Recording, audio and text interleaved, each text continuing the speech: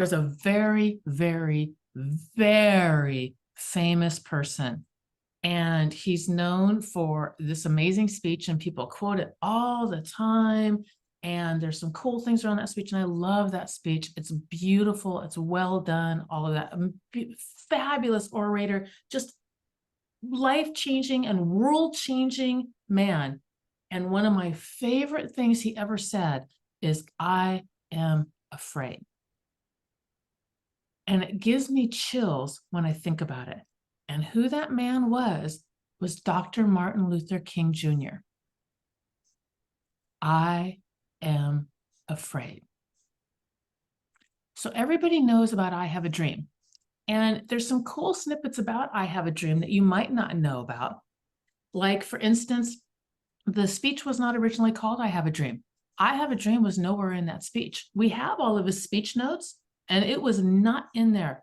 Mahalia Jackson was in the crowd, and she yelled out before he started, "Tell him about the dream, Martin, tell him about the dream." And he incorporated in there, I have a dream. And that's why we have that.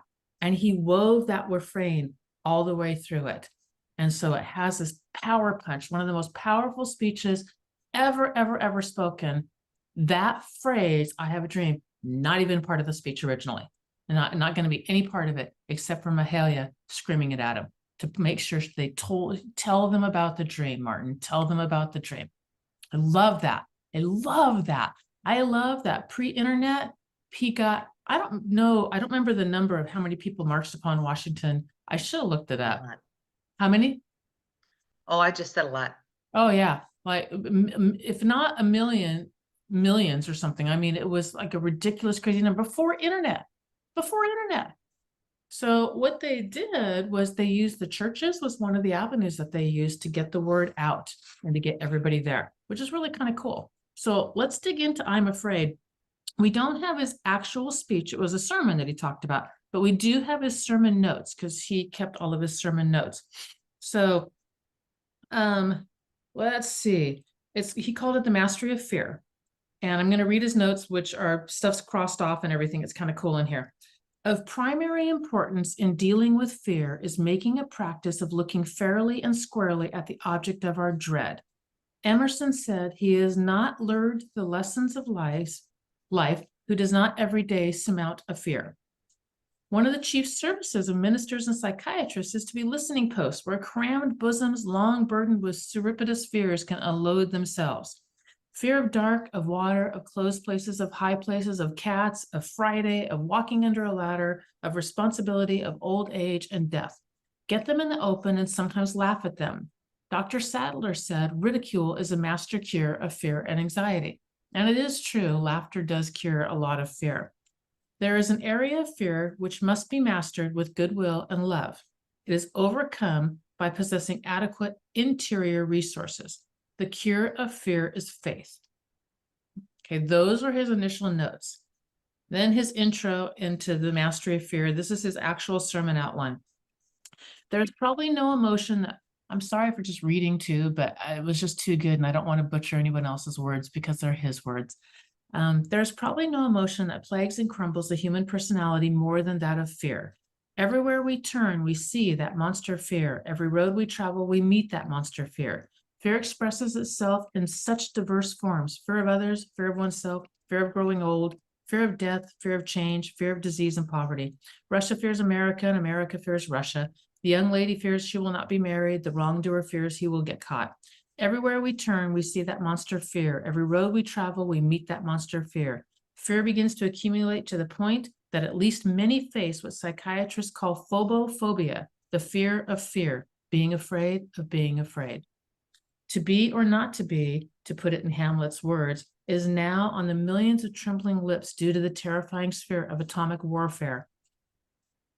Fear has risen to such extensive proportions in the contemporary life that one of the leading psychiatrists of the world said, if fear were abolished from modern life, the work of the psychotherapist would very nearly be gone. Text. It seems that Jesus had amazing insight into the tragic and ominous effects that can flow forth from fear. He was continually saying to his followers, fear not, be not afraid, be not anxious. Now we must make it clear the admonition, be not afraid, does not mean get rid of all fear. Without fear, the human race could never have survived. Fear is the elemental alarm system of the human organism, which makes itself sensitive to the first sign of danger. Fear of darkness, fear of pain, fear of ignorance, fear of war. Fear is a powerfully creative force. The fear of ignorance leads to education. Every saving invention and every intellectual advance has behind it part of its motivation, the desire to avoid or escape some dreaded thing. And so Angelo Patri said, education consists in being afraid at the right time. So if by, quote, fearless man, we mean one who is not afraid of anything, we are picturing not a wise man, but a defective mind. There are normal and abnormal fears. So the difficulty of our problem is that we are not to get rid of fear altogether, but we must harness it and master it. Like fire, it is useful and necessary servant, but a ruinous master. It is fear when it becomes terror, panic, and chronic anxiety that we must seek to eliminate. How do we master fear? Of basic importance in mastering fear is the need of getting it out in the open, the object of our fear, and frankly facing it. Human life is full of secret fears. A further step in mastering fear is to remember that it always involves the misuse of the imagination. So our problem is not to get rid of fear altogether, but to harness it and to master it. And then moving down to there's more notes that repeat it as he rewrote it. A great deal of fear, for one thing, can be overcome by living a clean and upright moral life. Many of the fears of the modern world can be traced back to moral wrongdoing. There seems to, hang on one second. Here we go.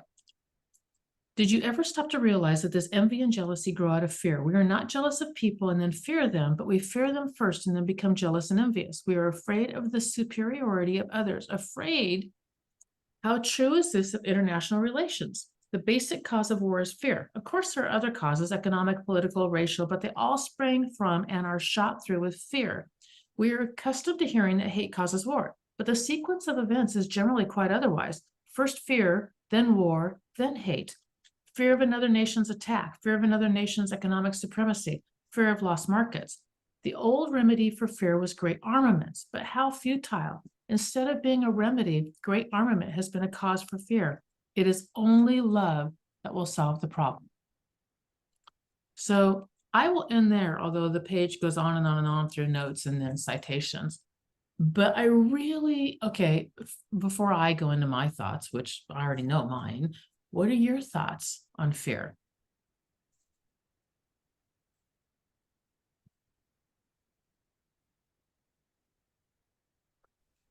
Well, it really puts into perspective that it's healthy. Yeah, it can be not like the rain. It could be in one way bad and in another way necessary. And it's how you channel it and the root of it. I flipping love that. And do you know that you're a little brown bear? Yes. As long as you know you're a little brown bear, I'm okay with it. All right, sweetheart, you're cute as hell. Talking about fear, you really are. You should do a whole thing on that and send it out to your clients or anything. It's adorable. Thank you. All I need to do now is put a bonnet on it. There you go. Love it. Love it, love it. I love, well, okay, anyone else? David Goggins, I've been reading his book, and he's talking about mastering fear by mastering your mind. And I think that really relates to having a fear is when you can master your mind, the fear goes away. Yeah. Or, accepting the fear, but dealing with it in a healthy way. Yeah. Yeah, and really getting down to the root of what's causing that fear. Because, just like when I said, I'm afraid I'll get too busy. What about that is that, that's so illogical, um, Yeah. Don't know. Yeah, no, it's good. It's really good getting down into the root of what really is. And then I would suggest with that one, fear of too busy, that I would dig further, because in my life, and this is just for me looking at my life, maybe it's not in yours, but I think I hit ground. Like I'm like, oh, I'm worried about getting too busy. So I stopped thinking about it. And then what I need to do is go down another level and go, what do you mean by that? Like, what are you fearing specifically about that, or underneath it, or around it? You know what I mean? Like what is that really? Okay, what that would really be in my life is, boom, boom, boom, and digging down even deeper. Because I know that if I really allow myself, well, two things. One, I'll stop at a surface level thinking I'm deep. It's not deep. But if I go down deep enough, now I know that it will gut punch me and make me cry. And then I'm like, oh, that's it. Ground, pay dirt now, baby. Hit the emotions. Yep. Yeah. But So, would you and- say without the fear that maybe it wouldn't cause us to dig deep? that is such a, oh, Brianna, I don't know if you should be a bear or like a wise sage up in the mountain right You should now. be an owl, right? Oh, man. Like without it, it would just be like, oh, okay, everything's fine. But if you have that fear, it's kind of like the motivation to dig deep and to do it. I would And- say yes, absolutely. Sorry to chime in here, because it. that's the whole point of it, I think, is fear is just a GPS indicator that something doesn't align with your values or something. Like there's just something you need to dig deeper into. Yep. It's not really something, it's a emotion we've categorized as fear, but that might not actually be what's going on. Yeah. And the I cool, think part of the, go ahead. go ahead. Nope, you go. I said, I think part of the problem too is when we talk about fear, like fear of knocking on doors or the fear of getting too busy, we don't want to address the root cause, but then we also don't want to put the mechanisms in place to make sure we don't get to that point where the fear takes over. Like, okay, what happens when someone says yes? Okay, well, a mechanism in place would be to call Gina and to call other people and to make sure I have everything all set up and in place. But making that game plan to make sure you address the fear is something that might also be fearful. Yeah, exactly. Because you're taking a step into it. And any step into it, the cool thing is also, well, any step into it is a step towards the fear thing, so it's getting into the roller coaster, and the harness isn't down on you yet, but that's the step. And that's not even riding the roller coaster. That's stepping into the dang thing, But that's part of the rub too, is that it causes you to make a decision. Do you want to address the underlying fear right now or not? And either decision, whatever is right for you, is okay. Mhm. But just know it's going to come again. Yeah. And that's okay. I mean, you just might not be ready to address it at the time it presents or want to. And Yep. that's okay. There's nothing wrong with it as long as you're okay with your reasons for it. The thing is, it's going to keep coming up, and it's all about your perspective and how you think about it. Absolutely. And if you don't address it, the more you don't address it, the bigger it grows. So no, if you want a recipe for a pure 100% phobia, have a fear and run every time. Because what you're doing every single time it runs, it magnifies. Two cool things about fear. The first one is, I forgot. And the second one is fear releases cortisol. And cortisol is what everyone says is the bad drug. But what cortisol really does is it heightens your awareness of everything. And it also turns on the part of your brain that says, pay attention, you need to learn something. Pay attention, you got to learn. And so learning is intensified when there's fear attached, when there's cortisol going through your body. And by the way, cortisol is also released, not just threat, also opportunity. So if you take kids and you measure their cortisol levels, one of the days of the year that they're highest for a kid's life, more than any other day of the year, is Christmas morning. Christmas morning, kids' cortisol is through the roof. So it's opportunity or threat will release mass amounts of cortisol. And isn't it interesting that fear being this thing we label this way, when if we really, really, really look at it, oh my God, I've got a whole talk in here I can build out. It's opportunity also. These go like this. It's our body. It's this. It's not this. I just get concerned. Fear just kind of paralyzes me, and I think that's dealing with the also- paralysis is hard. Yeah, it's a classic response is fight, flight, freeze, fight, flight, freeze, feign, fawn. There's another one because there's 6 and they all begin with F and I can't remember the 6th one, but freeze, it's not just fight or flight. There's also freeze is a very common one. I freeze. That's what I do too. That's my normal fear response is to, I have been terrified in my life that something would happen and I wouldn't be able to scream. You know, that was, I used to be one of my big, huge fears. And I'm like, well, I don't know if any sound would come out. So I'm going to have to overcome it by like beating the hell out of somebody. I don't know. You know what I mean? Like I'm whistle. exactly. Because I don't know if David Goggins talks about having a cookie jar where you have a cookie jar of all your good things and like the accomplishments that you've made. And when you get to that fear or you get to that level where you're about to stop, you go into your cookie jar and you pull out those memories of all the accomplishments that you've made and all the good things that you remember that help push you past that fear. You just grab each one and you think about, okay, well, I just accomplished this, I just did this, and it gets you one step further, one more step in front, and you just keep pulling from that cookie jar to get you through. yeah. And then talking yourself through the fear. 100%, because you need to acknowledge the small wins you've had along the way as you progress on this journey. But just something I wanted to add to Kay's point there, that is why I'm a big, big, big proponent of journaling and just writing stuff down. If I'm afraid for something, I literally write, this is the circumstance, this is what's happening. My emotion is fear. What am I afraid of? I write down all the thoughts regarding it, and then I look at it on paper and say, well, that sounds ridiculous. That one looks ridiculous. That one seems valid. And to help me figure out what it is I'm actually afraid of. Because and maybe it's just an overlay of the field I work in, but I always look at things of like, if somebody else were looking at this, and I would encourage you to share it with someone you trust.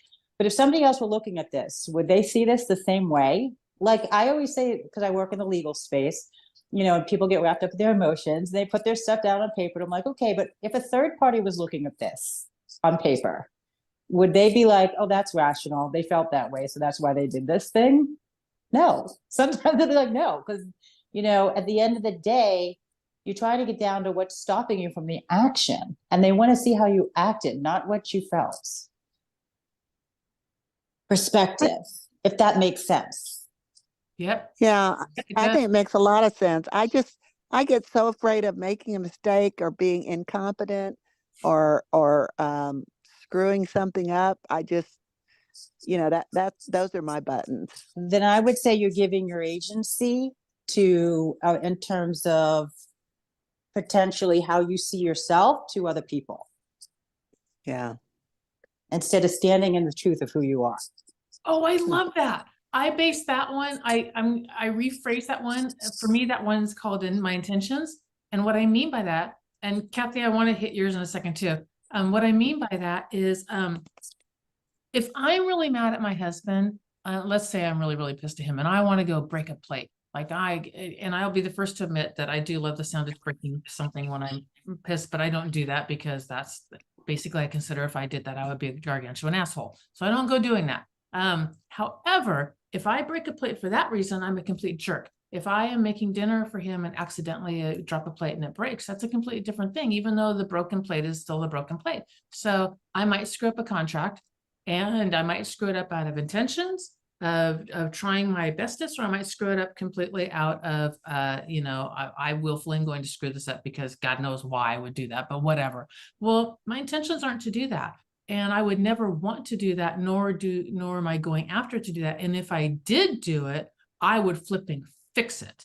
Like, I don't care what it cost me or what I had to do, I would fix it. So I can step forward, removing that one, and that's how I get myself through that. I might screw it up because I massively have the incompetence will hurt somebody. Oh my God, I'll check a wrong box and I'll ruin someone's life for forever. It's why hiring somebody for me is really the older I get, the more critical I am over who I allow to hire. And I really weigh it over for a long time because I don't want to screw up somebody else's life who's counting on me for their provisions. It's just like, no, you know?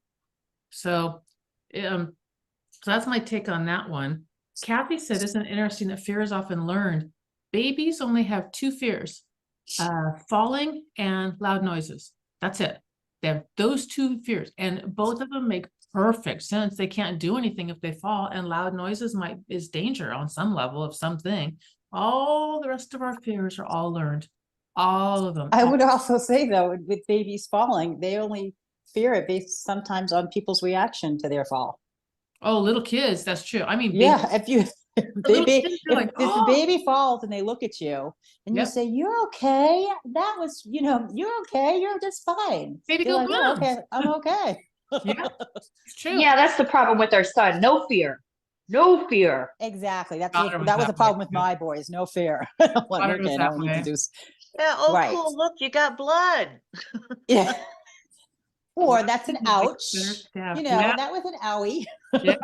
We need Doesn't to even address react to an owie. Doesn't even Exactly. react to Mine an didn't owie. either. Mine fell off the skateboard twice, didn't break an arm. We're lucky, but I get it. And Oh, the my- other thing, Go ahead. no, go ahead, because mine My relates son, back when he to broke his case arm, point. picked it up like Mhm. this, and it went like this. And he's like, "Mom, check it out, man." I'm like, "For God's sake, put your I arm." know, right? But anyway, go on. Liz. Now we're going to introduce you to the hospital. This is what they look. Anyway, I just wanted to say one more. I just wanted to say one more thing to your other point with case comment, and Yeah. that oftentimes we sometimes show up based on the title we're putting ourselves out there as realtors or whatever, and the expectations that we think others have of that title. But that's why your value proposition and who you are is so important to convey to them, because they need to know you, not the title that you're putting up. They need to know you. And this goes across all boards, quite frankly. This is what I did a lot in higher ed with my students, and I still do it. And I just loved this work. It's like they need to know you beyond the title. If they're only interested in the title and they're setting expectations on how you should perform based on that title, then they don't know you as the realtor showing up. Yep. They don't know you as the person, as the realtor showing up to serve them. And it'll be a constant reminder of, and it's not going to be a pleasant ride all the time, because sometimes they don't like what they hear because they want what they want. But at the end of the day, if they know you and they can get past that whole, with that title woven in and not put all the expectations on the title, then you're standing in your truth. That's so good, because when I was younger, I used to look at pastors as, oh my gosh, the pastor's like one step under God. And then I worked for the headquarters for all the Presbyterian churches, and I worked in the library. And then I also ran all of their summer camps. I didn't run the summer camp. I ran the bookkeeping and the accounting and the management of all the summer camps and the group homes. Anyway, but from that point and working that close with all of the pastors in the area, I'm like, they're just guys with hard jobs. And Exactly. It took away the title. I mean, the title still is there, and I respect it. I have no issues with any of that. It's not like it's took it away completely. I respect it, but they're people first. And Exactly. beginning of removing, this is a doctor and this is a, whatever, to you're a human being. I'm a human being who is a public In this role. Yeah. Sorry. Yeah. Exactly. Exactly. And that's the thing. Society has put a lot of us in that mindset of the title. I'm not saying the titles aren't important. The organizational charts aren't important. They are. Right. But society has put more focus on the titles and what we should expect of them than looking at ourselves as people in those roles and how we can serve, because we all serve differently. We all serve. Yep. You gotta serve somebody. If your intentions are good and you're really concerned with helping people get to where they want to go, then the rest of it, we have to put it aside and just know that this fear is our opportunity. They're actually this inside of our body. It doesn't know the difference. And it doesn't know the difference because there isn't one. There isn't one. Either it's your opportunity to pull your hands away from the fire, because truly that's a good fear and the fire is going to burn your ass. Don't do it. Or it's step forward into the opportunity that even though it makes your heart do this, it's part of being alive and it's part of helping other people. And they're afraid too. They're afraid they're going to get a crappy agent, or they're going to get screwed, or they're going to get taken, or they're going to lose money, or whatever it is that they have, or they have to let somebody in their house, or God knows what it is, or their life will be in upheaval. Whatever those things are, that's what we're there for. We have to put our fears aside and step forward anyway, because we have to help them, because that's what's most important, get where they want to go. And for that exchange, you deserve to be amply rewarded. You really do. That is a very, very, very fair exchange, to take someone else's life, entire life, home, everything, and hold it in your hands carefully and move it to the next place. That deserves ample reward. So go be you and step forth anyway, because fear and opportunity, same thing.